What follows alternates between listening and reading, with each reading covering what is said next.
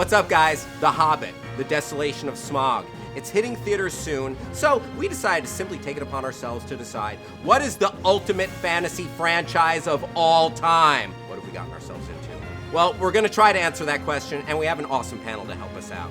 First, he is one of the schmoes from Schmoes Know fame. Check him out at youtube.com/schmoesknow and check out Kristian Harloff. Hello, everybody. What's going on? She is delightful and vivacious, actress, host. Check her out on Twitter at Allison Hayslip. It's Allison Hayslip. It is me. Hey. Surprise. Guys, we got a heavy task at hand here. We have picked 4 franchises to be in contention of ultimate fantasy franchise. Lord of the Rings / Hobbit, Harry Potter, Game of Thrones, and the Chronicles of Narnia. Now, some people might ask, why the hell did you not put Star Wars in there? Right. Our criteria had to be based on books. Okay. And Star Wars is sci-fi. No! No? I don't think it's fantasy. sci-fi. It takes place in the past, in different planets. It's fantasy in space. But I'll give you that it's not based on books. Fantasy based on books. Can't be in spaceships. No Yeah, ships. No spaceships. So we're breaking this down bracket style. It's going to be 2-on-2, and then the winners of each will move on, and we will decide the ultimate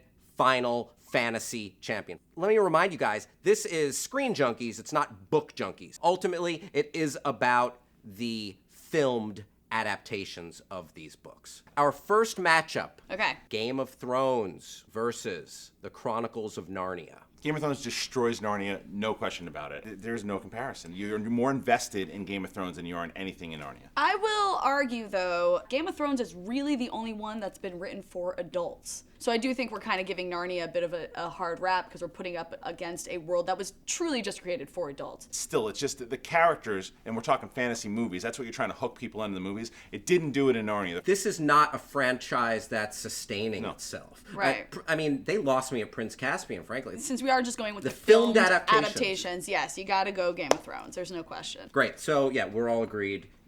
Game of Thrones and a walkover. Yeah. Yep. Nice. This next one might not be as easy. Lord of the Rings, Hobbit versus Harry Potter.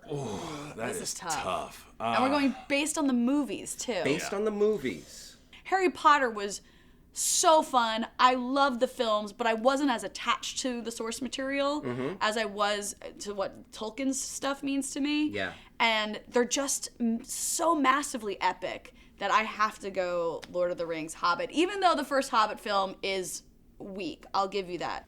For me, if it was just Lord of the Rings, it was those 3 movies against Harry Potter, this would be a lot tougher. And I would say it would probably be Lord of the Rings. As far as right now, I'm going Harry Potter. Because it's not an easy decision. I love the Lord of the Rings, the first 3 movies. But we're talking about The Hobbit that just came out. I still don't know what the hell is going on in that movie. Dwarves singing and dancing and eating food for 25 minutes. Yeah. Look, I'm very excited for the second movie. However, I haven't seen those 2 movies yet. I have seen all the Harry Potter movies. Those kids were great actors. The filming, the music, the style. By that much, Harry Potter. So we have one for Rings and Hobbit and one for Potter. Oh, it's a Sophie's choice, you guys. Yeah, it is. And so Harry Potter just whisks you away to a world of like whimsy and joy, but there's also like darkness and evil. And that's beautiful that it has so many layers. Lord of the Rings, it's almost holy.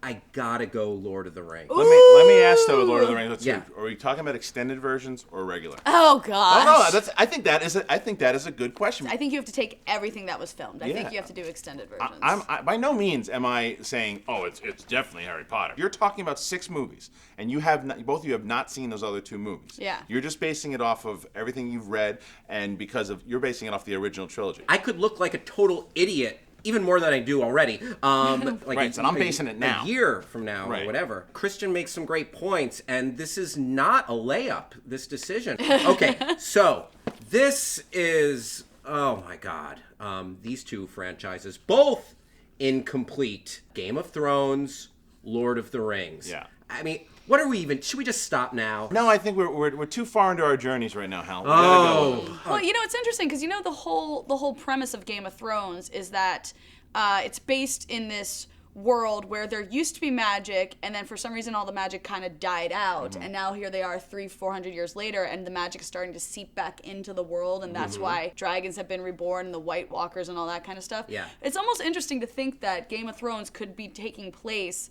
300 or 400 years after after Lord of the Rings. George R. R. Martin, I know. you listening Was to that this? what you were thinking, George R. R. Martin? You just completed it and you made our argument moot. Yeah, done. I'm kind of gonna go with my last point on this. And strangely enough, I'm going to pick the Lord of the Rings Hobbit over Game of Thrones. Okay. And I love Game of Thrones. Lord of the Rings, I know how it ultimately ends. I know that even if I have 2 missing chapters, I know how it all goes down. I don't know the case with Game of Thrones. Yeah. Game of Thrones, I mean, let's hope George R. R. Martin stays around for a very long time, but he's an older man.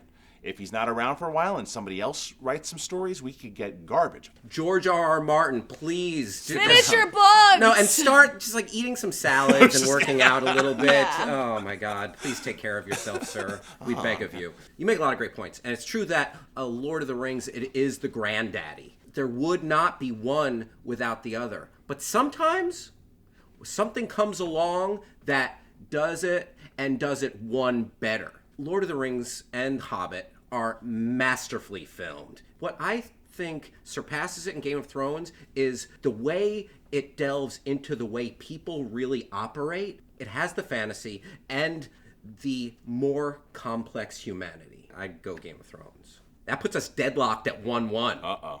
Game of Thrones. Who could help Lord us of the Rings, out? Hobbit. Allison Hayslip. All right, look.